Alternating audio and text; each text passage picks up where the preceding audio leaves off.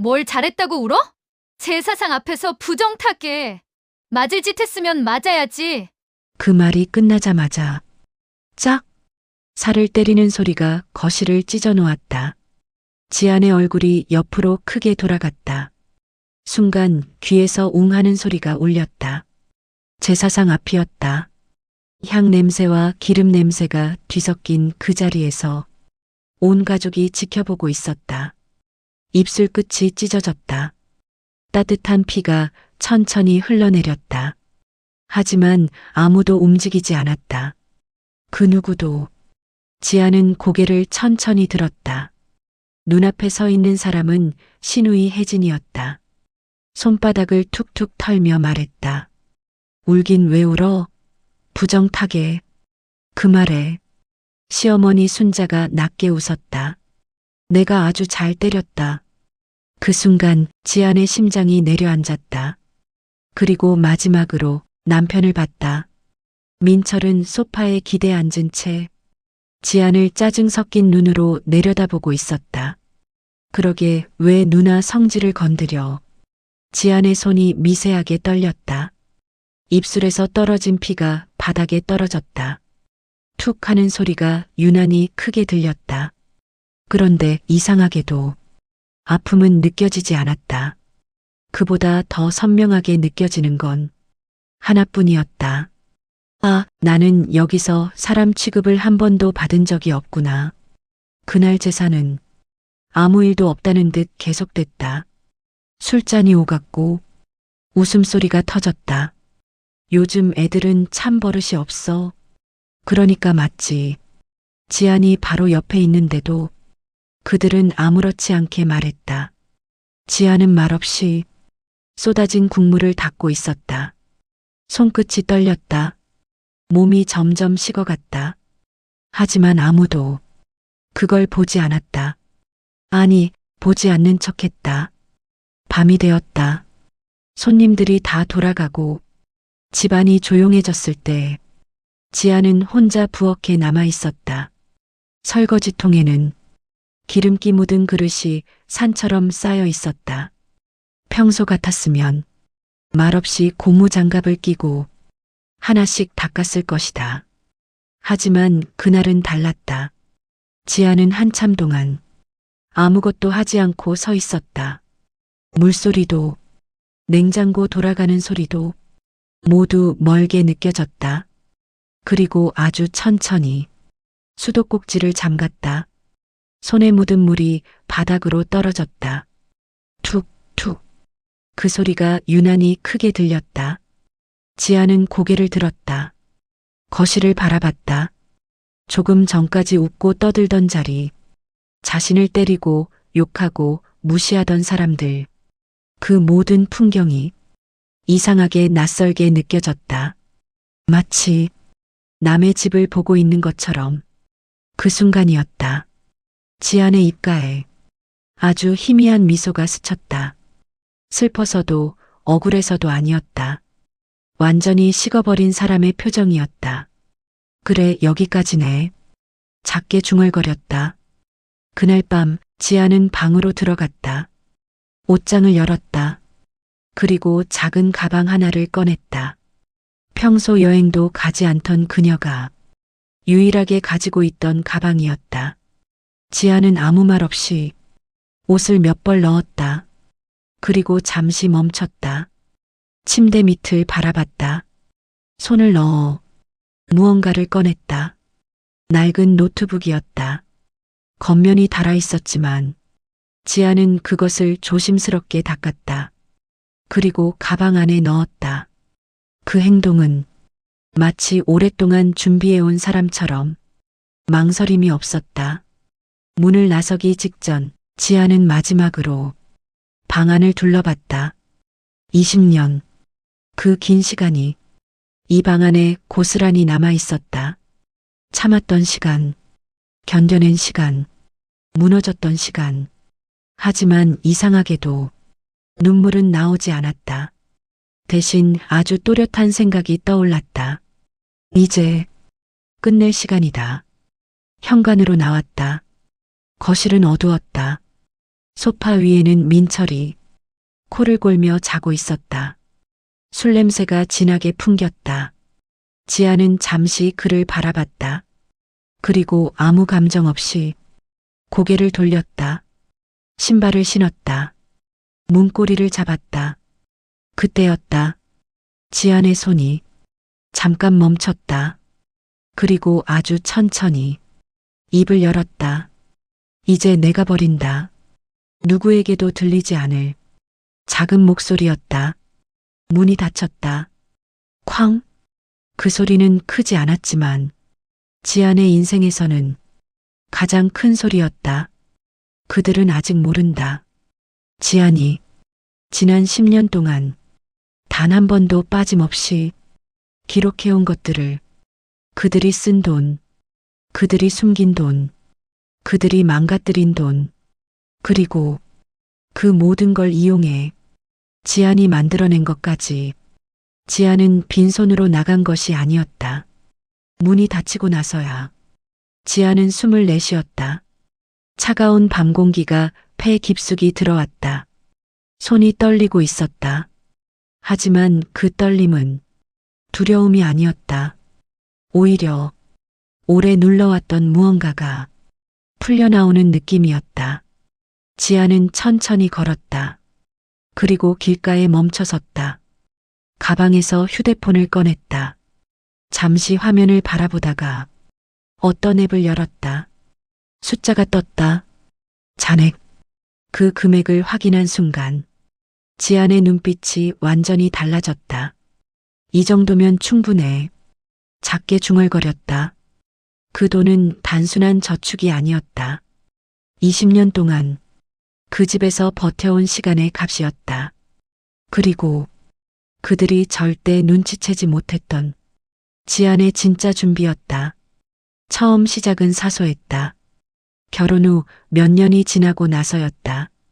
민철의 소비가 이상하다는 걸 느끼기 시작했다. 이 돈이 왜 이렇게 빨리 없어지지? 그때 지아는 예전 습관대로 계산을 하기 시작했다. 은행원 시절 몸에 밴 버릇이었다. 지출을 하나씩 따져봤다. 생활비, 카드가, 현금 흐름, 그리고 얼마 지나지 않아 알게 됐다. 남편이 돈을 숨기고 있다는 걸. 처음에는 충격이었다. 하지만 그 다음 감정은 이상하게도 차분함이었다. 지아는 아무 말도 하지 않았다. 대신 기록을 시작했다. 날짜별 지출, 카드 사용 내역, 현금 인출 시점, 그리고 사용처 추정. 엑셀 파일 하나가 점점 채워져 갔다. 그러던 어느 날 시누이 혜진이 집에 들어왔다. 이혼 후였다. 그리고 그날부터 지안의 기록은 더 빨라졌다. 카드 좀 써도 되지. 어차피 가족인데 뭐 어때? 혜진은 아무렇지 않게 말했다. 지안은 고개를 끄덕였다. 그리고 그날 밤 노트북을 켰다. 혜진 카드 사용 내역, 고가 쇼핑, 사치 소비, 모든 게 숫자로 정리됐다. 그때였다. 지안의 머릿속에서 하나의 생각이 완성됐다. 이 집은 이미 무너지고 있다. 단지 아직 모를 뿐이다. 그날 이후 지안은 완전히 달라졌다. 겉으로는 여전히 말없이 일하는 며느리였다. 하지만 속은 아니었다. 생활비를 맡게 되었을 때 지아는 일부를 따로 관리하기 시작했다. 아주 작은 금액부터였다. 몇천 원, 몇만 원, 아무도 눈치채지 못할 수준이었다. 그리고 시간이 지나자 그 금액은 점점 커졌다. 남편이 대출을 받을 때마다 발생하는 수수료 구조, 시어머니가 숨겨놓은 계좌, 혜진이 남긴 카드 빚의 흐름, 지아는 모든 것을 연결했다. 그건 단순한 절약이 아니었다. 철저한 설계였다. 그리고 10년, 지안의 노트북 안에는 하나의 완벽한 그림이 완성되어 있었다. 수입 구조, 지출 패턴, 부채 흐름, 그리고 붕괴 시점 예측. 지아는 알고 있었다. 이 집이 언제 무너질지, 그리고 그 전에 자신이 빠져나가야 한다는 것도. 현재 지아는 길 위에 서 있었다. 하지만 표정은 조금도 흔들리지 않았다. 그 시각 집안에서는 난리가 났다. 야, 정지한 어디 갔어? 민철이 술이 덜 깬 목소리로 소리쳤다. 방을 뒤지고 화장실을 열어보고 결국 거실에 나왔다. 테이블 위에 봉투 하나가 놓여 있었다. 이게 뭐야? 민철이 봉투를 집어들었다. 그리고 열었다. 종이 한 장, 이혼 서류였다. 미친 거 아니야. 민철의 목소리가 커졌다. 시어머니 순자가 방에서 나왔다. 무슨 소리야? 민철이 서류를 흔들었다. 엄마 이거 봐. 순자의 얼굴이 굳었다. 이게 뭐야 이게. 그때였다. 봉투 안에서 또 다른 종이가 떨어졌다. 민철이 집어들었다. 그 순간 표정이 바뀌었다. 이건 또 뭐야? 그 종이는 단순한 메모가 아니었다. 계좌 흐름 정리표, 날짜, 금액, 사용처, 그리고 설명. 민철의 손이 떨렸다. 이거 누가 한 거야? 순자가 소리쳤다. 설마 그년이야. 민철은 말을 못했다. 왜냐하면 그 종이에는 너무 정확한 내용이 적혀 있었기 때문이다. 자신이 숨겼던 돈, 도박으로 날린 금액, 그리고 누구에게도 말하지 않았던 비밀 계좌까지 모두 적혀 있었다. 이게 말이 돼. 민철이 중얼거렸다. 그리고 마지막 장, 짧은 문장이 있었다. 지안의 글씨였다. 당신들이 나를 어떻게 썼는지 이제 숫자로 돌려드릴게요. 그 순간 민철의 등골이 서늘해졌다. 그들은 아직 몰랐다. 이게 시작이라는 걸. 지아는 멈추지 않았다. 밤거리를 지나 택시를 잡았다. 어디로 가세요? 잠시 망설이던 지아는 조용히 말했다. 여기요. 휴대폰 화면을 보여줬다. 작은 오피스텔 주소였다. 문을 열고 들어갔을 때 공기는 비어 있었지만 이미 준비된 공간이었다. 작은 주방, 깔끔하게 정리된 조리대, 그리고 벽 한쪽에 쌓여 있는 박스들. 지아는 불을 켰다. 환한 불빛이 공간을 채웠다. 그리고 천천히 숨을 들이켰다. 이제 시작이야. 다음 날 새벽, 지아는 바로 움직였다. 재료를 손질하고 불을 올리고 칼을 잡았다. 손놀림에는 망설임이 없었다. 20년 동안 수백 번, 수천 번 반복했던 동작이었다. 하지만 이번에는 달랐다. 누군가의 집안일이 아니라 자신의 일이었다. 반찬 하나하나가 완성될 때마다 지안의 눈빛이 달라졌다. 그리고 몇 시간 뒤 첫 번째 사진을 찍었다. 정갈하게 담긴 반찬들, 그리고 짧은 글. 집밥처럼 정직하게 만듭니다. 업로드 버튼을 눌렀다. 처음에는 아무 반응이 없었다. 조회수 3, 좋아요 1. 하지만 지아는 조급해하지 않았다. 이미 알고 있었다. 시간이 필요하다는 걸. 그날 밤 주문이 하나 들어왔다. 지아는 화면을 한참 바라봤다. 주문 1건. 입꼬리가 아주 조금 올라갔다. 그 작은 숫자가 시작이었다. 며칠 후 주문은 3건, 그리고 일주일 뒤 10건이 됐다. 지아는 혼자서 모든 걸 처리했다.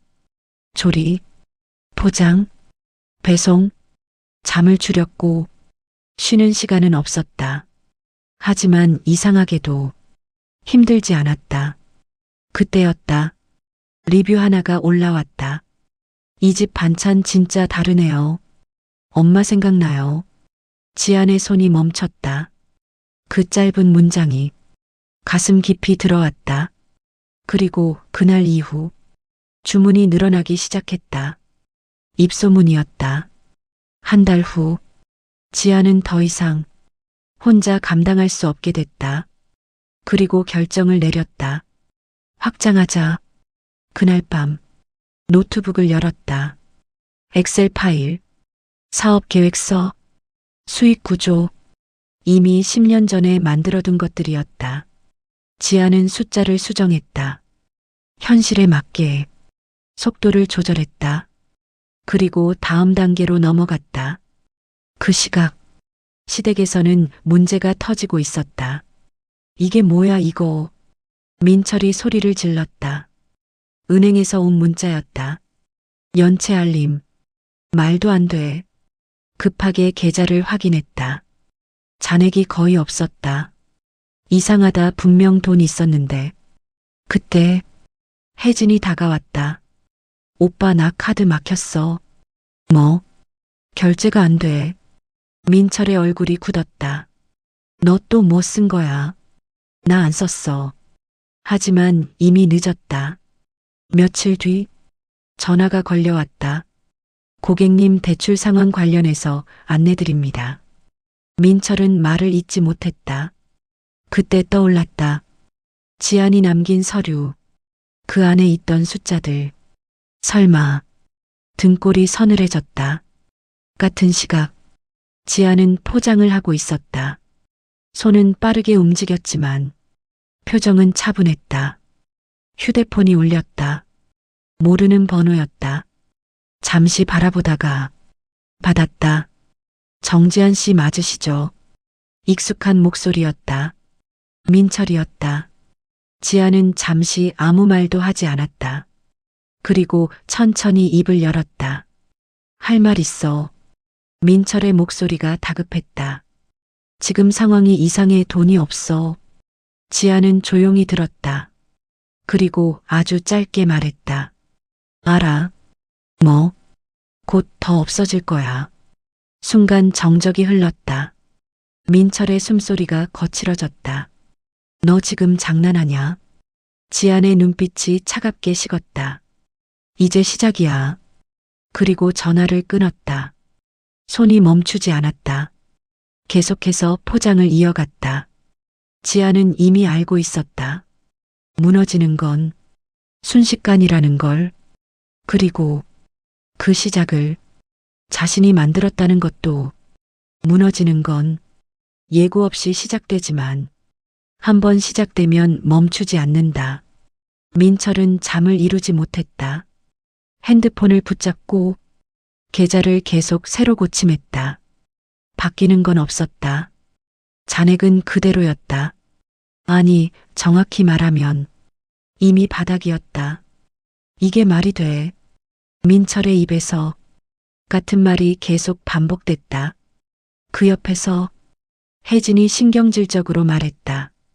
오빠 나 진짜 급해. 카드 안 되면 나 큰일 나. 지금 그게 문제야. 민철이 소리를 질렀다. 그럼 뭐가 문제인데? 순간 두 사람의 시선이 마주쳤다. 둘 다 알고 있었다. 문제가 하나가 아니라는 걸. 며칠 사이 독촉 전화가 쏟아졌다. 고객님 연체가 확인되었습니다. 상환 계획 있으십니까? 이번 주 내로 처리 안 되시면. 민철은 전화를 꺼버렸다. 하지만 소리는 멈추지 않았다. 현관 초인종, 문 두드리는 소리. 계십니까? 순자의 얼굴이 창백해졌다. 누구야 저 사람들. 민철은 대답하지 못했다. 그때 혜진이 갑자기 소리쳤다. 이거 그년 때문이야. 순자가 눈을 부릅떴다. 그게 무슨 말이야? 지안 그년이 뭔 짓 한 거야 분명해. 민철의 손이 굳었다. 머릿속에 그 문장이 떠올랐다. 곧 더 없어질 거야. 식은땀이 흘렀다. 그 시각 지안의 주방은 완전히 달라져 있었다. 사람이 늘었다. 작업대가 늘었다. 박스가 쌓여 있었다. 사장님, 이거 어디 놓을까요? 지아는 짧게 말했다. 거기 오른쪽 냉장고 앞에요. 목소리는 차분했다. 하지만 속도는 달랐다. 주문량이 폭발적으로 늘어나고 있었다. 하루 10건이던 주문이 50건을 넘었고 이제는 100건을 향해 가고 있었다. 지아는 멈추지 않았다. 이건 오늘 발송. 이건 내일 준비. 머릿속은 완벽하게 정리되어 있었다. 그때 직원이 조심스럽게 말했다. 사장님, 근데 이거 왜요? 이 계좌로 입금된 금액이 좀 이상해서요. 지안의 손이 잠깐 멈췄다. 종이를 받아들었다. 그리고 숫자를 확인했다. 입금자 이름 민철. 지안의 눈빛이 아주 미세하게 변했다. 금액은 크지 않았다. 하지만 의미는 컸다. 지안은 잠시 생각했다. 그리고 조용히 말했다. 반송 처리해요. 직원이 놀란 얼굴로 물었다. 전부요. 네, 전부요. 단호했다. 그날 저녁 민철은 다시 전화를 걸었다. 이번에는 받지 않을 줄 알았다. 하지만 지아는 받았다. 돈 보냈어. 민철의 목소리는 이미 무너져 있었다. 일단 그거라도 써. 지아는 잠시 아무 말도 하지 않았다. 그리고 말했다. 돌려보냈어. 뭐? 안 받아. 순간 민철의 숨이 막힌 듯 멈췄다. 지아나, 지금 장난할 때 아니야. 지안의 목소리는 놀라울 정도로 차분했다. 장난 아니야. 그럼 왜 그래? 짧은 침묵. 그리고 지안이 입을 열었다. 그 돈. 민철이 숨을 죽였다. 원래 내 돈이야.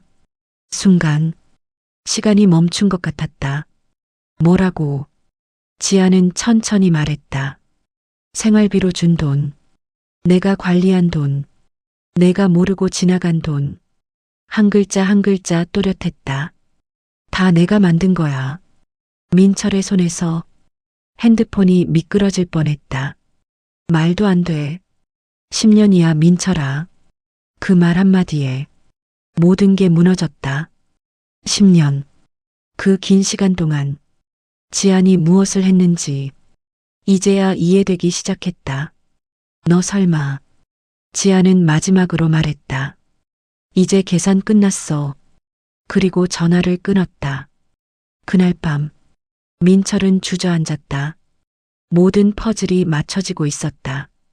돈이 사라진 이유, 계좌가 비어 있는 이유, 그리고 지안이 떠난 이유. 단순한 이혼이 아니었다. 정리였다. 완벽하게 계산된. 그 시각 지안은 창밖을 바라보고 있었다. 도시의 불빛이 멀리서 반짝였다. 그녀의 얼굴에는 어떤 감정도 없었다. 단 하나, 확신만 있었다. 이제 끝이 아니라 진짜 시작이라는 확신. 무너지는 데는 시간이 걸리지 않았다. 일주일 뒤 민철의 가게는 문을 닫았다. 사장님, 오늘까지 정리하셔야 합니다. 건물 관리인의 말은 짧았다. 민철은 아무 말도 하지 못했다. 텅 빈 가게 안, 정리되지 않은 물건들, 꺼진 불빛. 그 자리에서 한 발짝도 움직이지 못했다. 그동안 자신이 쌓아왔던 것들이 사실은 아무것도 아니었다는 걸 이제야 알았다. 그날 밤 집으로 돌아갔을 때 더 이상 예전의 집이 아니었다. 혜진은 짐을 싸고 있었다. 나 나갈 거야. 어디가? 여기 더 있으면 같이 망해. 민철의 얼굴이 굳었다. 지금 그 말이 나와. 혜진은 비웃듯 말했다. 오빠나 정신 차려. 그리고 그대로 문을 나갔다. 쾅! 그 소리가 이 집의 마지막 같았다. 며칠 후 순자가 쓰러졌다. 아침에 발견됐을 때 이미 의식이 없었다. 병원, 하얀 벽, 차가운 공기, 스트레스성 뇌졸중입니다. 의사의 말은 담담했다. 민철은 아무 말도 할 수 없었다. 모든 것이 너무 빠르게 무너지고 있었다. 그리고 그때 생각났다. 지연, 마지막 희망처럼 그 이름이 떠올랐다. 민철은 바로 움직였다. 수소문 끝에 지안의 가게를 찾아냈다. 문 앞에 섰을 때 잠시 망설였다. 안에서는 밝은 목소리가 들렸다. 네, 오늘 배송 나갑니다. 조금만 기다려주세요. 그 목소리는 예전과 완전히 달랐다. 민철은 문을 열었다. 그리고 그 순간 멈춰섰다. 완전히 다른 세상이었다. 사람들이 분주하게 움직이고 있었고 공간은 활기로 가득 차 있었다. 그리고 그 중심에 지안이 있었다. 깨끗한 앞치마를 두르고 차분하게 지시를 내리고 있었다. 민철은 한 발짝 다가갔다. 지안아. 지안이 고개를 들었다. 눈이 마주쳤다. 하지만 그 눈에는 아무 감정도 없었다. 낯선 사람을 보는 눈이었다. 할 말 있어. 민철의 목소리는 떨리고 있었다. 지안은 잠시 직원들을 바라봤다. 잠깐 쉬었다 하세요. 사람들이 자리를 비웠다. 공간에 조용함이 내려앉았다. 민철이 입을 열었다. 엄마 쓰러졌어. 지안의 표정은 변하지 않았다. 그래서 지금 병원인데 말을 잇지 못했다. 지안은 가만히 바라봤다. 나 혼자 감당이 안 돼. 그 말이 공기를 무겁게 만들었다. 오랜 침묵. 민철은 고개를 숙였다. 부탁할게. 그 한마디였다. 20년 동안 단 한 번도 하지 않았던 말. 부탁. 지안은 천천히 숨을 들이켰다. 그리고 입을 열었다. 민철아. 그 이름을 부르는 순간 민철의 눈이 흔들렸다. 하지만 이어진 말은 그가 기대한 것이 아니었다. 나는. 지안의 목소리는 조용했지만 아주 또렷했다. 20년 동안 부탁하고 살았어. 민철의 몸이 굳었다. 한 번만 도와달라고. 한 번만 내 편 들어달라고. 한 번만 사람처럼 대해달라고. 말 하나하나가 공간을 눌렀다. 근데 너희는. 지안의 눈빛이 완전히 식었다. 한 번도 안 했어. 침묵. 민철의 눈에 눈물이 맺혔다. 지안아 나는. 지안이 손을 들었다. 말을 막았다. 그리고 마지막으로 말했다. 이제 와서. 잠시 멈췄다. 그리고 아주 천천히. 왜 나야? 그 질문에 민철은 아무 말도 할 수 없었다.